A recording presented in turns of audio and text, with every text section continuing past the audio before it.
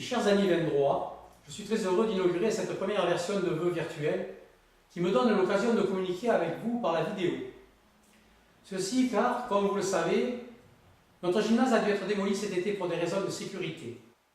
Nous ne disposons donc plus de salles pouvant accueillir la population et je le regrette. Sachez que, dès que nos finances nous le permettront, mon équipe et moi-même mettrons tout en œuvre pour doter Vendre d'une salle digne de ce nom. En attendant, c'est la première fois que je m'exprime officiellement auprès de l'ensemble de la population après une année particulièrement difficile. En effet, l'année 2015 a été placée sous le double signe des attentats perpétrés par des fascistes de l'islam et la montée du Front National aux élections régionales. Les attentats dont notre peuple a été victime en janvier et en novembre nous ont tous profondément touchés. C'est ici notre démocratie qui est visée par des tueurs aveugles dont les cibles sont tout à la fois chrétiennes, athées ou musulmanes. Nos pensées vont évidemment aux familles endeuillées et aux blessés dont nous aurions pu faire partie. En frappant au nom de l'islam, ces illuminés font émerger une autre idéologie de haine. Je veux parler du Front National qui profite de l'abstention record et de l'incapacité des autres partis à donner des solutions autres que celles que propose le parti d'extrême droite. Un parti qui, confronté à la réalité, n'est pas moins menteur que les autres, car il se dit, par exemple, contre le cumul des mandats, mais le pratique allègrement. Confronté aux vicissitudes de la vie publique et du pouvoir, il se révèle à son tour sous son vrai visage, comme en témoignent les affaires judiciaires qui touchent ses chefs, et ceux qui croient voter pour le changement seront désagréablement surpris. Bien sûr, la dernière guerre est loin de nous. Vichy, c'est-à-dire l'extrême droite au pouvoir, on a oublié. Ne sommes-nous pas réputés pour avoir la mémoire courte? Par chance, les Espagnols, les Grecs et les Portugais, eux, n'ont pas oublié la dictature et ils ont fait un autre choix. Souvenons-nous de l'Espagne de Franco, de ses frontières fermées et de ces hordes de pauvres qui se déversaient sur nos communes pour essayer de nourrir leurs enfants. Fermer nos frontières est synonyme de pauvreté accentuée, de risque de guerre civile, de fuite des capitaux et de désespoir pour les plus démunis. Ne comptez pas sur moi pour souhaiter ça à nos enfants et à nos petits-enfants. Mais encore, faut-il que la gauche sache se doter de dirigeants crédibles. Aujourd'hui, notre gouvernement ne souhaite plus augmenter les impôts pour des raisons purement électoralistes. Il a donc laissé ce soin aux collectivités locales en diminuant la dotation permettant de financer les services délaissés par l'État, comme par exemple l'étude des permis de construire, la sécurité publique, l'entretien et la surveillance des plages et le développement économique. La responsabilité du maire s'en est trouvée accrue, tout comme les charges de fonctionnement des communes. Rien ne peut plus nous étonner venant d'un président qui se dit l'ennemi de la finance. On comprend ici la désespérance et le message des 50% d'électeurs qui se sont abstenus lors des dernières élections. N'empêche, après 4 années sans augmenter nos impôts, nous avons dû demander au Vendrois de faire un effort. Limité, certes, mais contraire à nos projets. Je voudrais donc remercier le groupe des élus majoritaires du conseil municipal qui a pris cette décision dans une période particulièrement tourmentée. Ainsi, concrètement, le vote du budget primitif 2015 a été marqué par une baisse significative de la dotation globale de fonctionnement octroyée par l'État de l'ordre de 75 000 €. Afin de ne pas compromettre les investissements déjà programmés et de compenser cette perte, nous avons été obligés de procéder à une légère hausse de notre fiscalité directe. Concernant la taxe de séjour, la ligne de trésorerie de 600 000 € n'a pu être remboursée en 2015, car le contentieux avec l'association des campings aménagés de Vendre n'est pas encore terminé. Parallèlement, le problème de la FUA, le jardin de Sérignan, semble se régler. Rappelons que la FUA devait à la commune plus de 1 500 000 €. À ce jour, la FUA reste nous devoir 762 500 € sur cette dette. L'association a néanmoins participé aux travaux du réservoir d'eau potable du bord de mer et à la reprise des réseaux d'assainissement rendus nécessaires pour son installation. Ceci conformément à ses engagements. Pour ce qui concerne l'année 2015, comme vous allez le constater, celle-ci a été riche en réalisations pour notre commune et ses habitants. Concernant la jeunesse, La crèche La Ribambelle, le centre aéré Les Sablières et nos accueils pendant les vacances fonctionnent à plein régime, grâce à des animateurs diplômés et motivés. Les retours des parents et des enfants sont très positifs. Nouveauté, cette année, un centre de loisirs a été mis en place tout le mois de juillet pour accueillir les enfants de maternelle. Sa fréquentation est très satisfaisante pour une première année de fonctionnement. Les adolescents, quant à eux, ont pu retrouver la salle à côté du gymnase. Les camps ados et les sorties organisées cette année ont eu fière allure. Nous essaierons, durant l'année 2016, de mettre en place un conseil des jeunes pour les faire participer à notre démocratie locale. En ce qui concerne la culture, la médiathèque a été rattachée à notre SPAC, le service public administratif et culturel de la commune. Ce service regroupe donc la médiathèque, l'école de musique, avec 80 élèves inscrits, est en plein essor. Des cours de piano, de flûte, de guitare, de batterie et de batucada y sont enseignés. Depuis l'année dernière, des cours de chant individuels de musique actuelle sont aussi prodigués à l'école, qui développe entre autres des partenariats avec le collège, la crèche et la maison de retraite. Le SPAC regroupe aussi toutes les actions liées à la culture. Des tarifs préférentiels pour les vins droits sont mis en place à la Cigalière et à Sortie Ouest. N'hésitez pas d'ailleurs à vous renseigner en mairie. À ce jour, le SPAC est aussi chargé d'étudier la transformation future du gymnase en salle polyvalente. Concernant les travaux, au village, la salle des sports Jean Brutus a été inaugurée et accueille désormais les clubs de judo et de musculation. La réfection de la façade de la mairie est également terminée et l'isolation des bureaux est en cours. Le CIVOM d'Anserune a financé la reprise du réseau d'eau potable de la rue de l'Égalité, qui constitue les premiers pas à la mise en scène unique du village. Notre littoral a, quant à lui, été le théâtre de gros investissements.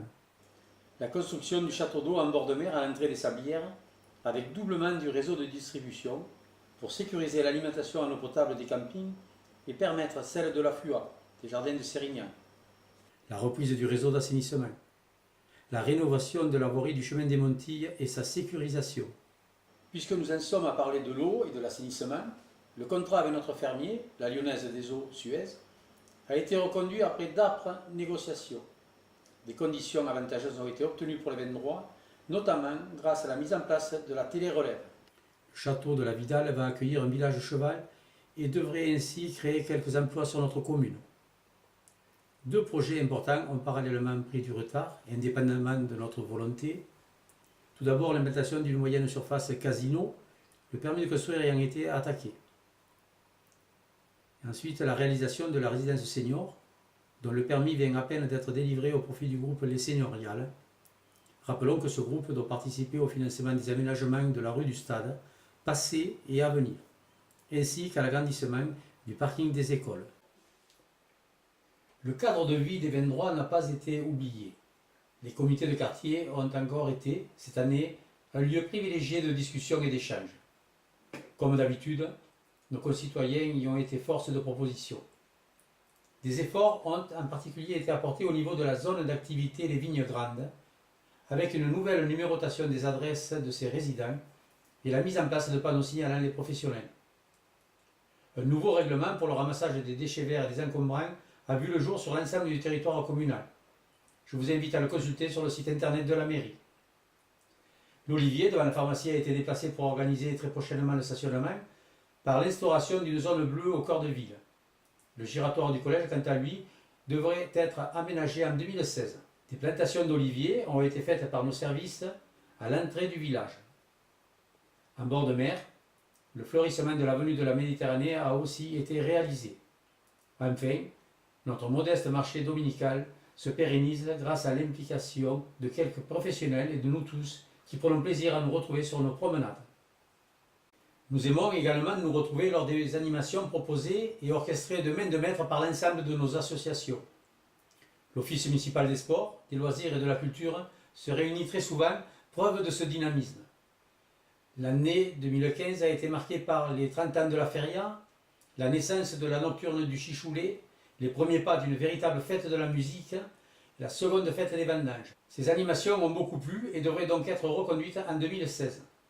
Évidemment, les autres festivités, comme la fête de la mer, la fête du livre ou la fête de la transhumance, qui va fêter ses 10 ans en 2016, seront maintenues sur notre calendrier. En ce qui concerne la problématique sociale, c'est le Centre communal d'action sociale qui gère la maison de retraite La Roselière, la crèche La Ribambelle et le soutien aux personnes en difficulté. En 2015, outre le portage des repas et les ateliers mémoire, 2 nouvelles actions ont vu le jour. Une aide en faveur des bénéficiaires du RSA pour la garde des enfants et une bourse au permis de conduire octroyée aux 17-25 ans ayant un projet professionnel sur dossier. Le montant de cette bourse varie de 250 à 500 euros. En contrepartie, le jeune boursier devra effectuer un engagement citoyen de 35 ou 70 heures auprès de la collectivité. Je remercie l'auto-école de Vènnes qui est le partenaire privilégié de cette opération. En ce qui concerne l'emploi, le chantier d'insertion impulsé par le RLI dans le but de former des personnes au métier d'agent d'hygiène et de propreté a été reconduit en 2015. Les travaux d'extension de la maison de retraite seront terminés au premier semestre. 16 lits supplémentaires seront ouverts. Les dossiers d'admission sont d'ores et déjà disponibles sur demande auprès de l'établissement. Des emplois seront créés, alors n'hésitez pas à vous renseigner. Ce gros chantier aura demandé beaucoup de patience aux riverains, au personnel et aux résidents de la maison de retraite. Je les remercie tous vivement. L'année 2016, quant à elle, va être consacrée aux études préalables à la révision de notre plan local d'urbanisme, cassé par le tribunal administratif suite à une action de l'association des campings aménagés de Vènnes. Cette action aura généré une perte de temps dont les résultats iront à l'encontre des intérêts défendus par la CAV. Le bureau d'études d'Axieux vient d'être désigné pour mener les études et vous serez consulté une nouvelle fois. La procédure devrait durer 18 mois. De nombreux objectifs nous ont conduits à lancer cette révision, principalement favoriser le développement harmonieux du territoire en matière d'environnement, d'activité économique, de mixité sociale, de tourisme et de transport. Entre-temps, les règles sont devenues beaucoup plus drastiques, notamment sur le risque inondation. Le plan de prévention des risques inondation, le PPRI, va être mis à l'enquête publique dans les prochaines semaines. Alors n'hésitez pas à le consulter à la mairie et à émettre votre avis. La loi NOTRe transfère la compétence tourisme à la Domitienne au 1er janvier 2017. Il s'agit donc de se préparer à ce transfert de compétences pour peser de tout notre poids au sein de la structure intercommunale. Nous avons missionné de jeunes étudiants en master pour réfléchir à l'opportunité de créer une maison de tourisme, du patrimoine et du terroir, comme prévu dans notre programme. Parallèlement, le littoral a fait l'objet de toute notre attention. Le nettoyage de la plage a nécessité de gros moyens. Sa surveillance également. La perception de la taxe de séjour, qui s'effectue normalement depuis 2012, a permis ces dépenses et l'accueil des touristes dans les meilleures conditions, notamment au point info et au sein du marché saisonnier de plus en plus fréquenté. La communauté de communes La Domitienne a enfin voté son pacte financier et fiscal qui prévoit un versement conséquent à ses communes membres pour leur permettre de dynamiser leur investissement. Vènnes se voit ainsi octroyer 976 000 euros pour soutenir ses efforts en matière touristique et sociale. Les compétences de La Domitienne ont été élargies avec désormais la politique du logement, demain le tourisme et après-demain l'eau et l'assainissement. Il n'en reste pas moins que les élus du groupe majoritaire et moi-même sommes souvent dubitatifs quant à la politique menée qui ne prend pas assez en compte, selon nous, les attentes des habitants des communes. Nous œuvrons donc à notre niveau pour rendre les décisions de celles-ci plus cohérentes et plus proches de nos populations. Je regrette la passivité du groupe minoritaire qui se contente souvent de s'abstenir alors que l'intérêt des Vennois est en jeu. Pour conclure, l'année 2016 devrait voir se continuer la politique d'austérité engagée par l'État. Cela va se traduire sur le budget communal par une nouvelle baisse de nos recettes de fonctionnement. 2016 devra donc faire l'objet d'une attention particulière dans la gestion de nos dépenses de fonctionnement. Elle se manifestera aussi par une pause au niveau de nos investissements pour permettre le remboursement des emprunts et appréhender l'avenir avec toute la sérénité possible. Le conseil municipal et moi-même resterons vigilants. En attendant, nous vous remercions encore une fois pour votre confiance et souhaitons à toutes les Vendroises et à tous les Vendrois une bonne et heureuse année 2016.